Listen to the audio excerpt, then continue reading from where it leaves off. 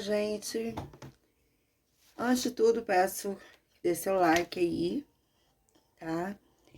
E hoje vamos falar do atirador lá do shopping do Morumbi, que aconteceu antes de 2000, que era uma data muito esperada, apesar que o século virou em 2001, né?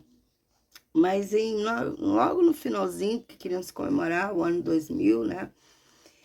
Em 1999, 3 de novembro, São Paulo, capital. Vamos falar, a questão é que hoje ele está solto, tá? Ele não tem nem 50 anos e ele está solto. Não podem dizer onde ele está, tá? Não então vamos lá, para quem não conhece a história, tá? De Matheus Castameiro. Ele chega a uma sala de cinema, ele vai até o quarto andar do shopping onde ele não frequentava, tá? E ele entra, vai ao cinema. Ele escolhe, que naquela época, né, tinham vários, né? Era uma quarta-feira. Ele chega, ele entra num filme que é muito, assim, que tem a história de uma pessoa que também tem violência, é de transtornos mentais, tá? Tinham 60 pessoas, né, nessa sala de cinema. Ela tinha 200 lugares. O filme não foi, daqui a pouco eu falo nele, que eu não vou falar spoilers do filme, né? Mas você acaba assim, com ele, você tá cansado, até emocionalmente, tá? É violento, é com um ator conhecido, tá? E fala dessa questão. Ele entra nesse cinema, tá? Mas antes, o que aconteceu? Ele vem de Salvador para cursar medicina, ele vem de uma família de médicos, ele é uma pessoa com muito dinheiro, tá?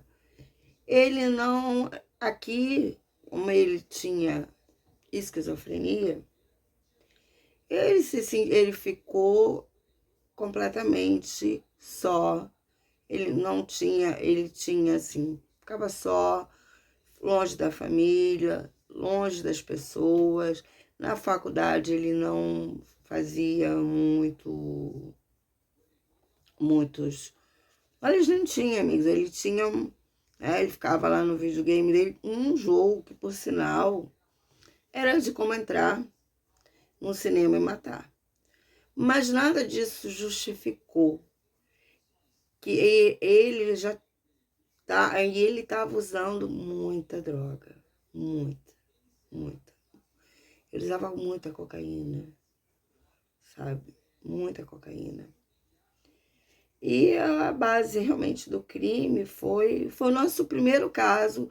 O Brasil entrou no cenário do crime, desses crimes assim, com esse caso, tá? Do atirador entrar no cinema, porque nós temos outros medos, mas esse a gente não tinha até ali, tá?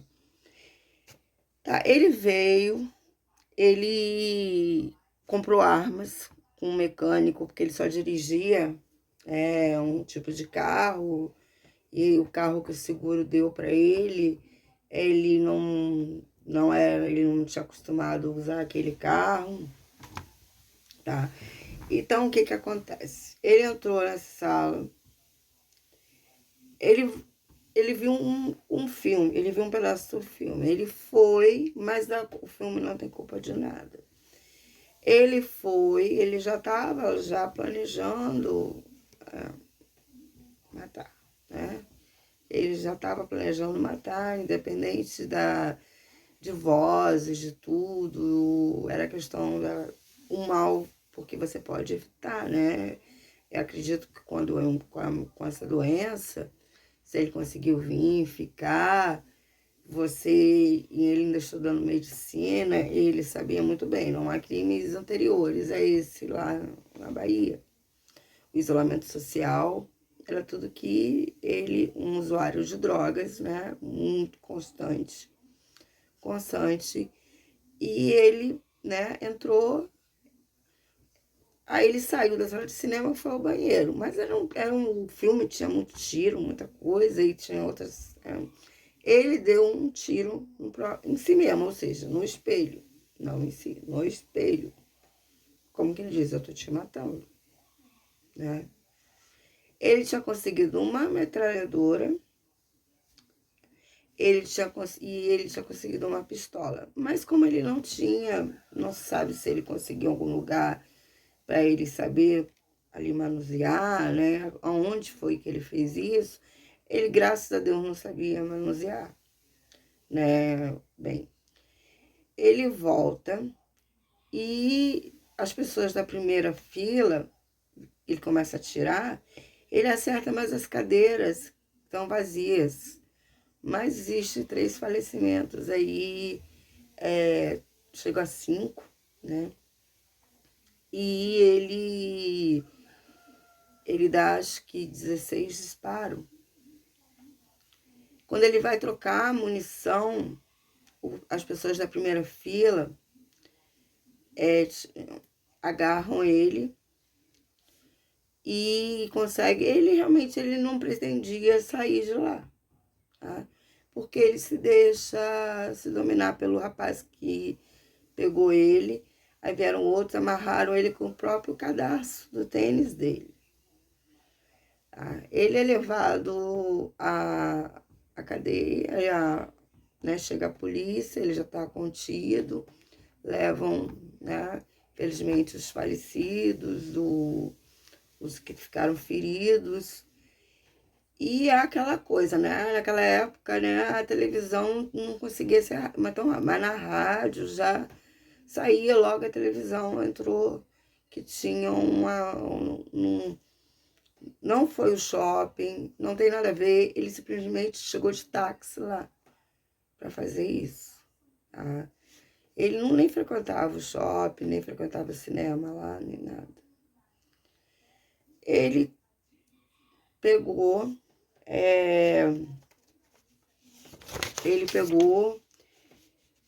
como ele nasceu em 1975, né? Ele é bem mais novo do que eu, tá? E ele foi solto esse ano agora, mês passado, setembro de 2024, tá? Como eu disse, Matheus era estudante de medicina, um rapaz com muito dinheiro. Existia, assim, um laudo, um CID da doença dele. Mas lá ele não foi julgado, ele como um doente mental, tá? Ele foi julgado, normalmente levou 120 anos. Tá? 120 anos. Ele foi para o Carandiru. Lá houve novo julgamento e por ele agredir uma pessoa lá. Aproveitaram e fizeram um novo julgamento e ele ganhou 48 anos de prisão. Sendo que ele não foi levado ao manicômio judicial, que não existia naquela época, tá? O manicômio judicial. Tá? Ele ficou 48 anos. Aconteceu que o Carandiru parou de existir. Ele foi levado lá para as Estrelas, lá para Tremembé. Lá ele também agrediu, tentou uma outra pessoa. E ele foi levado para Salvador.